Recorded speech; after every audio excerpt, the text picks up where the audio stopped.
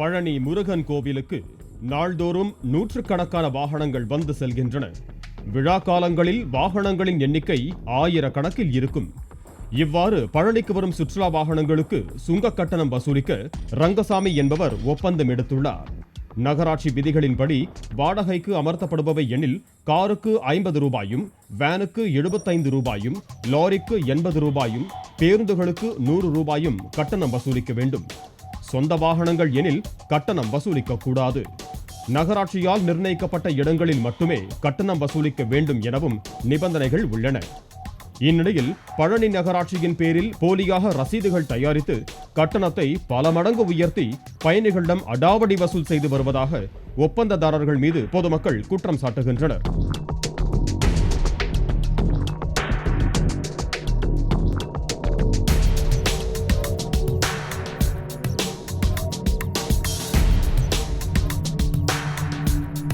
பொதுமக்கள் தெரிவித்துள்ள புகாரின்படி கார் ஒன்றுக்கு 60 ரூபாயும், வேன் எனில் 100 ரூபாயும், லாரி மற்றும் பேருந்துகளுக்கு 160 ரூபாயும் வசூலிக்கப்பட்டு வருகின்றன. இதிலும் சுங்க கட்டணத்திலிருந்து விலக்களிக்கப்பட்டுள்ள சொந்த வாகனங்களுக்கும் கட்டணம் வசூலிக்கப்பட்டு வருவதாக குற்றம் சாட்டப்படுகிறது. இங்கே வந்து நகராட்சி சீட் வந்து 60 ரூபா 50 ரூபா தான் போட்டிருக்கு.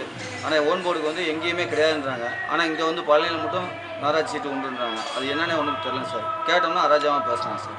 இது மட்டுமல்லாமல் நகராட்சி சார்பில் வைக்கப்பட்டுள்ள கட்டண விவரங்கள் சந்தனம் தெளித்து மறைத்து வைக்கப்பட்டுள்ளது.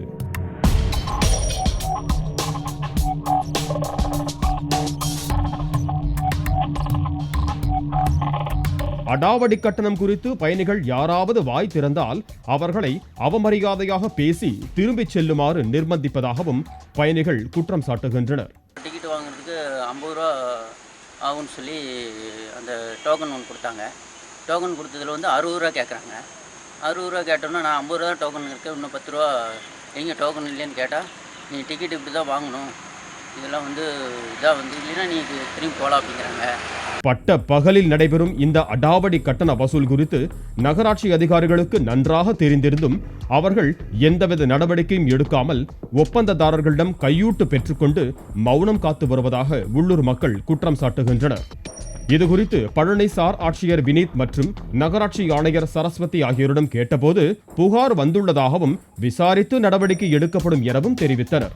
நகராட்சி தலைவர் வேலுமணியிடம் கேட்டபோது பல முறை புகார் வந்தும் அரசியல் தலையீடு காரணமாக நடவடிக்கை எடுக்க முடியாமல் உள்ளதாக கூறினார்.